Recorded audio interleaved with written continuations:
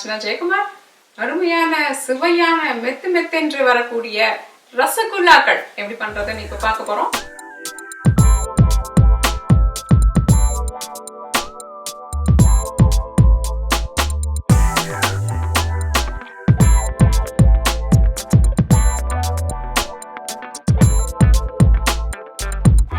நல்ல மெத்துன்னு அருமையான உடைஞ்சு போகாத பிரிஞ்சு போகாத மெத்துன்னு அதாவது அமுங்கி போகாத அருமையான ரசகுல்லா எப்படி பண்றதுன்னு இப்போ பார்க்கலாம் வாங்க.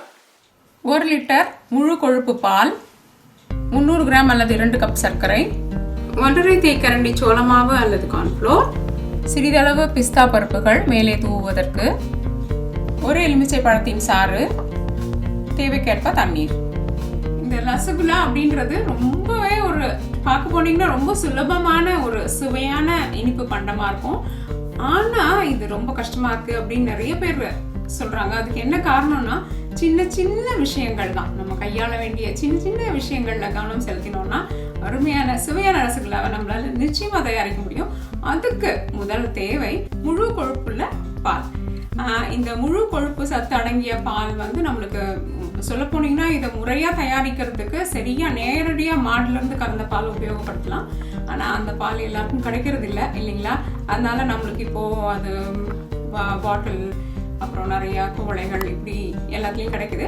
அந்த பால் இருந்தாலும் இப்ப நம்ம முழு கொழுப்பு சத்துள்ள 1 லிட்டர் பாலை எடுத்துதான் ரசகுல்லா பண்ண போறோம். அடுத்தது இதுல முக்கியமா கவனிக்க வேண்டியது என்னன்னா, இதை திரைய வைப்போம்.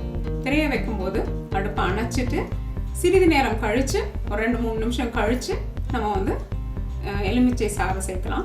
அடுத்தது இதுக்கு ரொம்ப முக்கியமான பொருள் வந்து எலுமிச்சை சாறு. எலுமிச்சை சாறு வந்து ஒரு எலுமிச்சை பழத்திலிருந்து நம்ம இந்த சாறை எடுத்திருக்கோம். இதை நல்லா வடிகட்டி உபயோகப்படுத்தணும். இதுக்குள்ள இருக்கிற சிறிய பொருட்கள் அந்த கொட்டை மற்றும் அது சுத்தி இருக்கிறதெல்லாம் தோல் இருக்கிறதெல்லாம் வந்து என்ன ஆயிடும்னா சாறுல கலந்துடுச்சுன்னா நீங்க செய்ய போற பன்னீர்ல அது போய் தங்கிடும். அப்போ ரசகுல்லாவின் சுவை மற்றும் ரசகுல்லா உடைஞ்சிடுறதுக்கும் அது காரணமா இருக்கும். அதனாலதான் நம்ம வடிகட்டி எலுமிச்சை சாறு உபயோகப்படுத்துறோம். அதை அப்படியேவும் உபயோகப்படுத்த மாட்டோம். அது கூட கொஞ்சம் தண்ணீர் சேர்த்துப்போம். சேர்த்துட்டு தான் நம்ம அதுல ரசகுல்லால ஊற்றுவோம். இப்போ முதல்ல நீங்க செய்ய வேண்டிய பாத்திரத்தை, நல்லா சுத்தமான பாத்திரத்தை எடுத்துக்கிட்டு அதுல அடிப்பகுதியில கொஞ்சம் தண்ணி ஊற்றி அடுப்புல வச்சிருங்க. அதுக்கப்புறமா இந்த பாலை நம்ம அதுல ஊத்த போறோம். நிச்சயமா அடியில் அதனால தண்ணி பால் வந்து ஒட்டுறத இந்த தண்ணி வந்து தடுக்கும். இதை நீங்க செய்து பாருங்க. நான் ஏற்கனவே என்னுடைய மற்ற வெளியீடுகள்ல சொல்லியிருக்கேன். ஒரு 1/4 டம்ளர் அளவு தண்ணீரை மட்டும் இதுல நம்ம ஊத்துறோம்.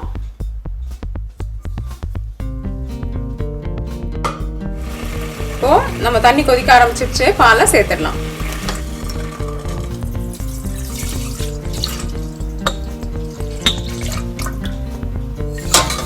இது அப்பப்போ நீங்க இந்த மாதிரி கலந்து விட்டுக்கலாம். இதுக்காக நம்ம ஏடு இதில் வர்றதை தவிர்க்கிறோம் அப்படின்னா கொழுப்பு வந்து பொதுவாக அந்த ஏடுல எல்லாம் போயிடும். அப்போ நம்மளுக்கு கொழுப்பு சத்து ரொம்ப குறைஞ்சிடும்ன்றதுக்காக இதில் ஏடு உருவாகிறதையே தவிர்க்கிறதுக்கு தான் நம்ம ஏடு உருவாகாமல் இப்படி கலந்து விட்டுட்டே இருக்கோம். இப்போ நம்மளுடைய பால் தயாராகிடுச்சு. அடுப்பு அணைச்சிட்டு இதை இறக்கி வச்சிடலாம். இப்போ நம்மளுடைய பாலை 2-3 நிமிடங்கள் கொஞ்சம் நேரம் ஒரு சுமாரான ஆறுதலுக்கு ஆறிடட்டும். இப்போ நம்ம நீர் சேர்த்த எலுமிச்சை சாறை பாலில் ஊற்றி கலக்க போகிறோம். நம்ம 1/2 டம்ளர் தண்ணீர் சேர்த்துருக்கோம் எலுமிச்சை சாறு கூட. அந்த கலவையை இப்போ பாலில் ஊற்றுறோம். நீங்கள் வந்து வினிகர் உபயோகப்படுத்துகிறவங்களும் உபயோகப்படுத்தலாம். வினிகர் கிடச்சதுன்னா உபயோகப்படுத்தலாம். இல்லை எலுமிச்சை சாறு உபயோகப்படுத்துகிறவங்க உபயோகப்படுத்தலாம். இப்போ பார்த்தீங்களா லேசாக தெரிய ஆரம்பிச்சிருக்குது. முழுசாக தெரியற வரைக்கும் இப்படி கலரிட்டே இருக்கலாம். முழுவதுமா நம்ம ஊத்திட்டோம். இப்போ பார்த்தீங்கன்னா பால் நல்லா தெரிஞ்சிருச்சு.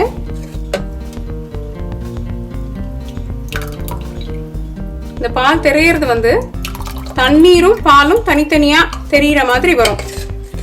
தண்ணீர் வந்து சிறிதளவு நிறம் மாற்றத்தோட இருக்கும். பச்சை நிறத்துக்கு பக்கத்துல இருக்கிற மாதிரி இருக்கும்.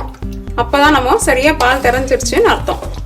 இப்போ ஒரு வடிகட்டி அல்லது ஒரு பாத்திரத்தையும் அடியில வச்சுட்டு ஒரு துணியில, மஸ்லின் துணியில இதை ஊற்றலாம்.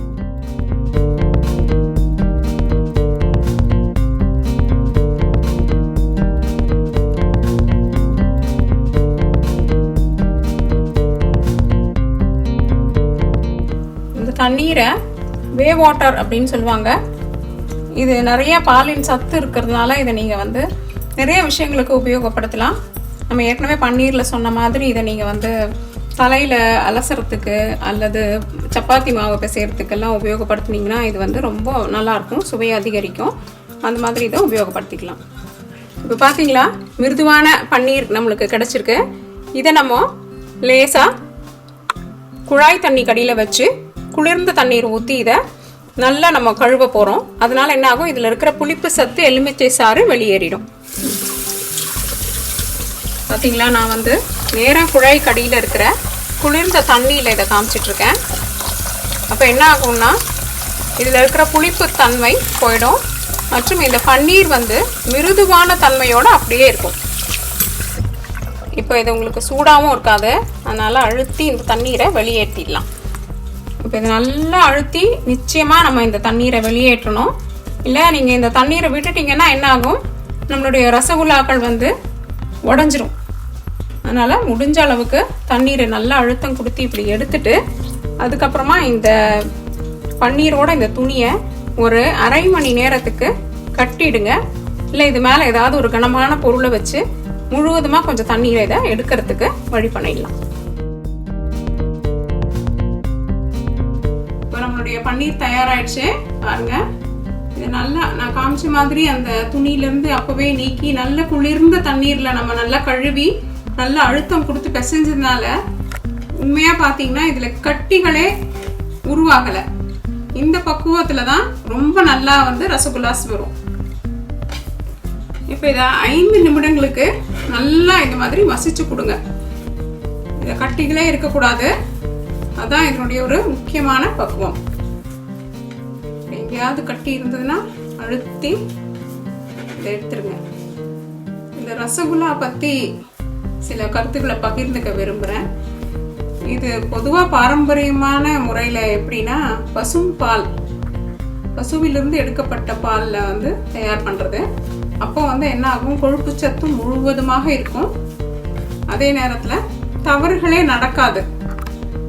ஆனால் நம்மளுக்கு இப்போ வந்து கண்டிப்பாக நகரங்களில் வாழ்கிற மக்களுக்கு கண்டிப்பாக பசும்பால் வந்து அப்படியே பசுவிலிருந்தெல்லாம் கிடைக்கிறது இல்லை.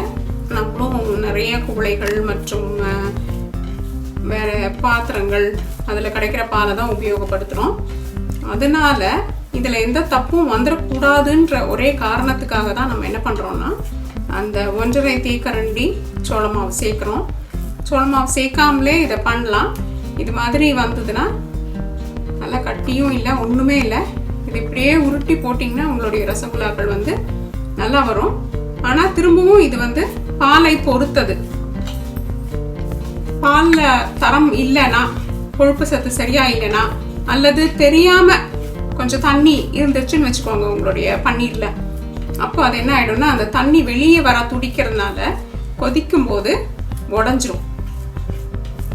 இல்லைன்னா கொஞ்சம் நேரம் கழிச்சு அது நல்லா அதனுடைய உருவம் மாறி நல்ல வட்ட வடிவத்துக்கு வந்துருமே தவிர உருண்டைகளாக நிற்கவே நிற்காது. அதனால தான் நம்ம வந்து சோள மாவு சேர்க்குறோம். எதனால சேர்க்குறோம் அப்படின்றத உங்களுக்கு நான் தெரியப்படுத்துறேன். அதை நல்லா மசிச்சுட்டேன். இப்போ நம்ம வந்து சோள மாவு சேர்த்துக்கலாம். ரொம்ப குறைந்த அளவு தான் சேர்க்குறோம். குமிழாக எடுத்துக்காதீங்க. தலை தட்டி எடுப்போம்னு சொல்லுவாங்க இல்லையா, அந்த மாதிரி அந்த அளவு தேக்கரண்டி எடுத்தால் போதும். இப்போ மறுபடியும் இந்த மாவு நல்லா கலங்கிறதுக்காக நம்ம என்ன பண்ணுறோன்னா திரும்பவும் இன்னும் ஒரு 3-5 நிமிஷத்துக்கு நல்லா பிசைஞ்சிக்கலாம். இப்போ நல்லா இந்த மாவை பிசைஞ்சிட்டோம். இப்போ நம்ம ரசகுல்லா உருண்டைகளை தயார் பண்ணலாம். இப்போ கைகளை நல்லா கழுவிட்டு உலர்ந்த கைகளை வச்சு புதுசாக தயார் பண்ணலாம். ஒரு பகுதி பன்னீர் எடுத்துக்கலாம். இப்போ நீங்கள் விருப்பப்பட்ட அளவு எடுத்துக்கோங்க. நான் ஒரு மிதமான உருண்டைகள் வர மாதிரி பண்ணிகிட்ருக்கேன், அதனால் இந்த அளவு எடுத்திருக்கேன். நீங்கள் இதை சிறியதாகவோ அல்லது பெரியதாகவோ உங்கள் விருப்பத்துக்கு ஏற்ற மாதிரி பண்ணிக்கலாம். அதிகமாக அழுத்தம் கொடுக்காம, ஆனால் இப்படி உருட்டினீங்கன்னா வெடிப்புகளே இல்லாத உருண்டை தயாராகிடும்.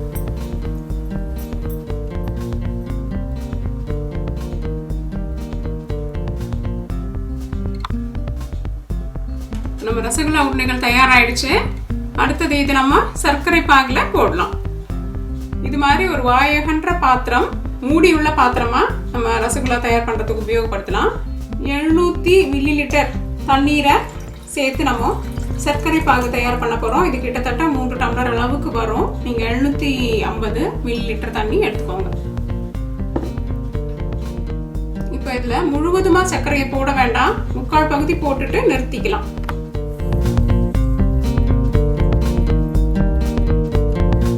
இந்த சர்க்கரையை நல்லா கலந்து விட்டுட்டு முழுவதுமா இந்த தண்ணீர் வந்து கொதிக்கணும்.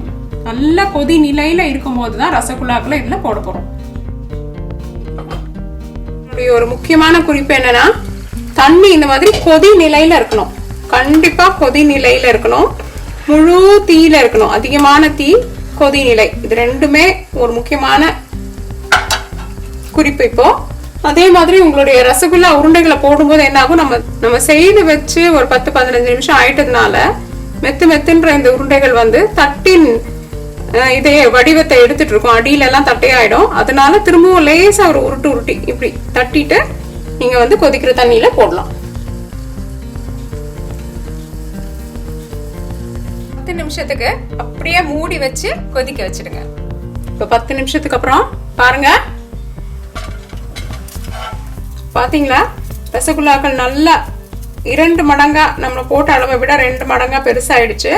இது நீங்க திறந்து பார்க்க வேண்டாம், 10 நிமிஷத்துக்கு மூடியே வச்சிருக்கலாம். அதுக்கப்புறம் லேசா இந்த மாதிரி ஒரே ஒரு சுத்து இப்படி இந்த தண்ணியை இப்படி கலந்து விட்டீங்கன்னா போதும். திருப்பியும் இன்னொரு 10 நிமிஷத்துக்கு இதை அப்படியே மூடி நல்லா கொதிக்க வச்சிடுவோம்.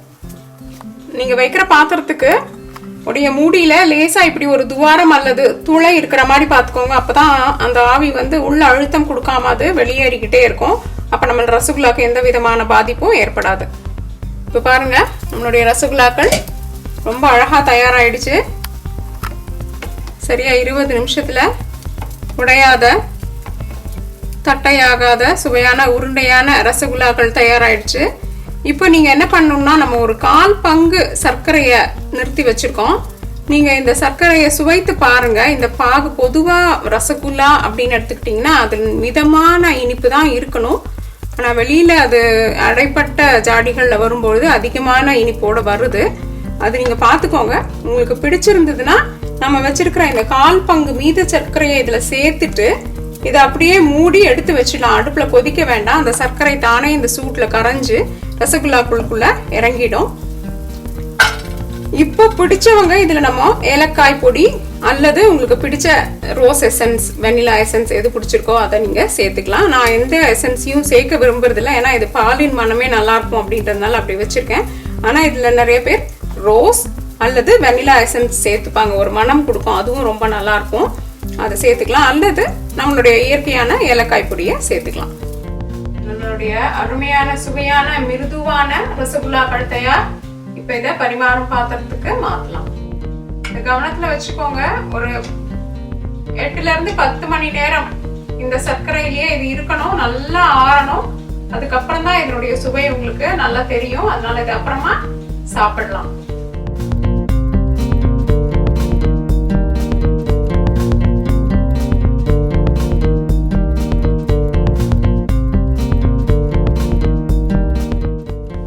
இதை நம்ம பிஸ்தா பருப்புகளை போட்டு அலங்கரிக்கலாம்.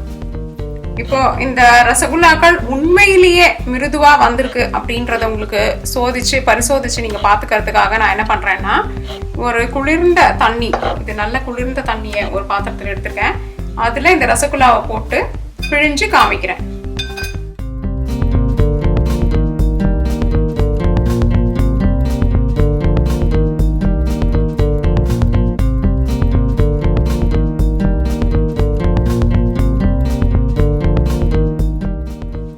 தண்ணியில போட்டீங்கன்னா அதனுடைய முழு வடிவத்தை அது அடைஞ்சிரும். இதுதான் ரசகுல்லாக்களின் சரியான பக்குவம். இந்த ரசகுல்லாவை வந்து நம்ம எந்த விதமான பாலலையும் பண்ணலாம் அப்படின்ற தன்னம்பிக்கையை கொடுக்கறதுக்கு தான் நம்ம இந்த மாதிரி பண்ணியிருக்கோம். நான் சொன்ன மாதிரி நீங்க தலை தட்டி ஒரே ஒரு சிறிய தேக்கரண்டி 1 to 1.5 கரண்டி உபயோகப்படுத்தி சோளமாவை போட்டா போதும். அதுக்கு மேல போட வேண்டாம். இல்லாட்டி என்ன ஆயிடும், அது இன்னும் கொஞ்சம் கட்டி ஆயிடும். அதனால சோளமாவின் அளவை பார்த்து உபயோகப்படுத்துங்க. இதை நான் உங்களுக்கு பாதியா காமிக்கிறேன்.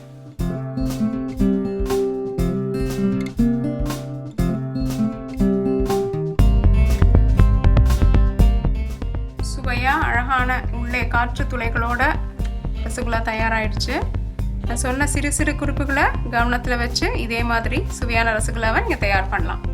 இது பார்த்தீங்களா, சுவையான அழகான ரசகுல்லாக்கள் தயாராகிடுச்சு. கவனத்தில் வச்சுக்கோங்க. இதை சரியா 10 மணி நேரம் கழிச்சு தான் நம்ம சாப்பிட முடியும். முழுவதுமா உள்ள போய் அப்பதான் சுவையா இருக்கும். கொஞ்ச நேரம் கழிச்சு இதை நம்ம சாப்பிடலாம்.